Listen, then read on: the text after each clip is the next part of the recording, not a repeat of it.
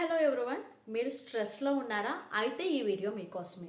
ఎందుకు అనుకుంటున్నారు? స్ట్రెస్లో ఉన్న వాళ్ళకి హార్ట్ డిసీజ్ వస్తుందంట. స్ట్రెస్లో ఉన్న వాళ్ళకి heart disease plus immunity problems కూడా వచ్చే అవకాశాలు ఉంటాయి. And more over high BP వచ్చే ఛాన్సెస్ ఎక్కువ శాతమే ఉంటుంది. ఎందుకు అనుకుంటున్నారు? ఎప్పుడైతే మీరు స్ట్రెస్ పడినట్లయితే కనుక ఆ ఆర్టరీస్ అనేవి, బ్లడ్ వెజల్స్ అనేవి బాగా కన్స్ట్రిక్ట్ అయిపోతాయి, చాలా సన్నగా అయిపోతాయి. అప్పుడు మీ ప్రెషర్ అనేది ఎక్కువైపోతుంది. అర్థమైంది కదా? ఎప్పుడైతే మీరు స్ట్రెస్గా ఫీల్ అయ్యారో ఆ బ్లడ్ వెజల్స్ అనేవి కూడా చాలా సన్నగా అయిపోయి ప్రెషర్ అనేది ఎక్కువైపోయింది.